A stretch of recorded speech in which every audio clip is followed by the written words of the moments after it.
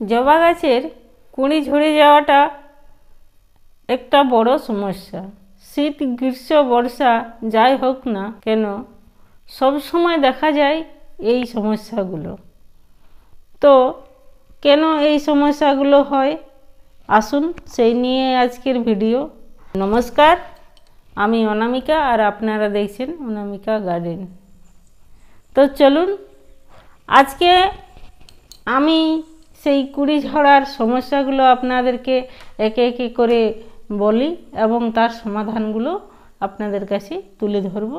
আপনারা মনোযোগ দিয়ে দেখবেন ভিডিওটি, তাহলে বুঝতে পারবেন যে জবা গাছে কেন কুঁড়ি পচে যায় এবং ঝরে। এইগুলো বর্ষাকালে এক তো আমাদের গ্রীষ্মকাল পেরিয়ে গেল, এখন এই বর্ষাকালে দেখা যাবে বেশি কুঁড়ি ঝরবে এবং কুঁড়ি পচে যাবে। ফুলটি ফুটবো করেও কুঁড়িটি পচে যাবে। এর কারণ কি? এর কারণ হচ্ছে বর্ষায় এই জবা গাছে অতিরিক্ত বৃষ্টির জল পেয়ে গোড়াটা একদম পচে যাওয়ার অবস্থায় চলে যায়। তখন সেই কুঁড়িগুলো ফুটতে না পেরে কি হয়, হয় পড়ে যায় ঝরে, না হয় পচে যায়। এই কারণ তখন আমরা কি করব? সেই জবা গাছটি আমরা বৃষ্টির জল না খাইয়ে তাকে ছায়াযুক্ত একটা জায়গার মধ্যে নিয়ে আসব। গোড়াটা ভালোভাবে শুকনো করে নেব। আপনারা ফট করে কোনো ভিডিও দেখে তাড়াতাড়ি ফাঙ্গিসাইড ব্যবহার করবেন না, কারণ এক তো বৃষ্টির জলে তার শিকড় দুর্বল হয়ে আছে, আর সেই সময়ে আপনারা কোনো ফাঙ্গিসাইড যদি স্প্রে করে দেন গাছটি খুব দ্রুত মারা যাবে।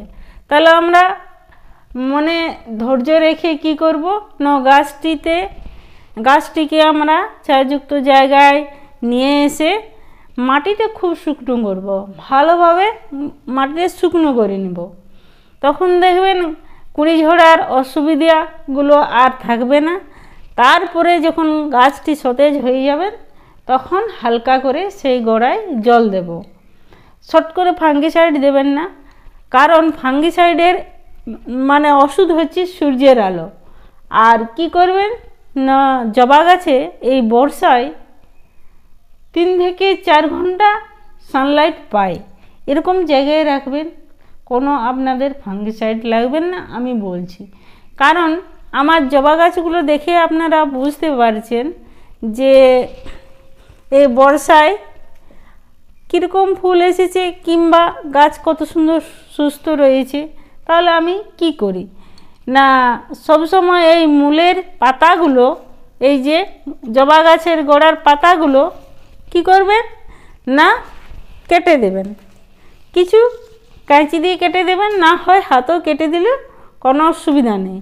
আর কি করবেন না, গাছের গোড়াটা যেন ফাঁকা থাকে, এর গোড়ায় সূর্যের আলো পড়ে। তাহলে কি হবে না যে গাছটি খুব সুস্থ সবল থাকবে। সূর্যের আলো গাছে পেলে খুব ভালো বর্ষার সময়। এই জিনিসগুলো আপনাদেরকে খেয়াল রাখতে হবে। আরেকটি কারণ, জবা গাছে কুঁড়ি ঝরে যায়, পচে না। সেটা কি হয় না, গাছটিতে দেখবেন খুব গোড়াটি শুকনো হয়ে গেছে, আর তার সঙ্গে গোড়ায় আপনারা কোনো খাবার দিলেন না, কুঁড়ি এসেছে কিন্তু খাবার দিলেন না, আর গোড়াটি খুব শুকনো হয়ে গেল। তাহলে কি হয় না, অটোমেটিক সেই ফুলগুলো, সেই কুঁড়িগুলো আর ফুটতে পারে না। তখন আপনারা কি করবেন না, গোড়াটা যদি শুকনো হয়ে যায় তাহলে গোড়ায় জল ঢেলে দিবেন আর কিছু খাবার দিবেন।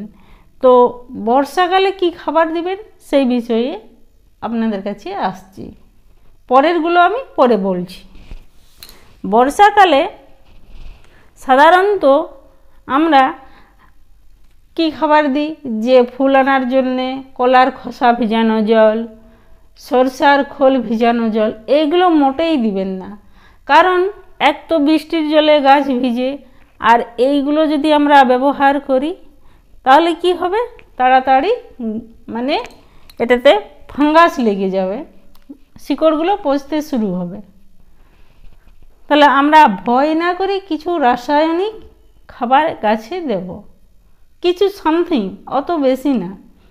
ডিএপির দানা হাফ চা চামচ নেব, আর গোড়াতে দেব, আর লাল পটাশ হাফ চা চামচ।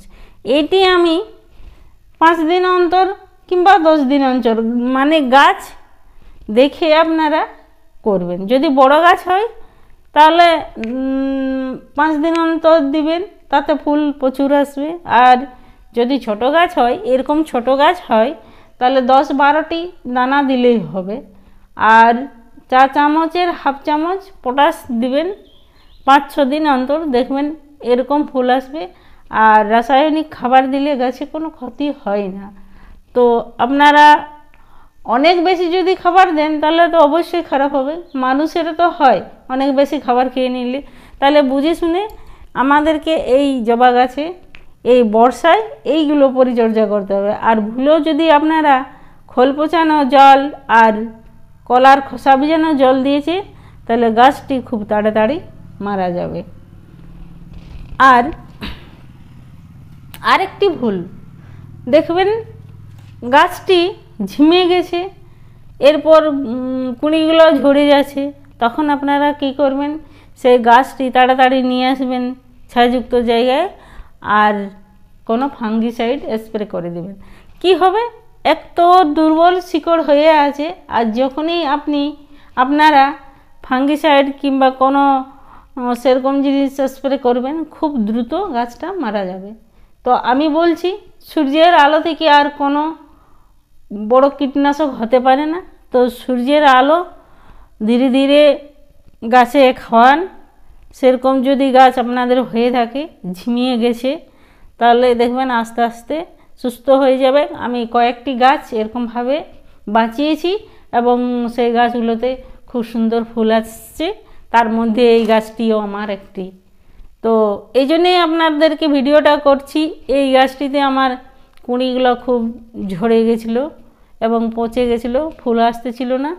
আমি গাছের গোড়া দেখলাম খুব ভিজে আছে, তখন আমি যে আপনাদের বললাম যে জিনিসগুলো, সেটিই আমি করেছি, আর তাতে এত সুন্দর ফুল।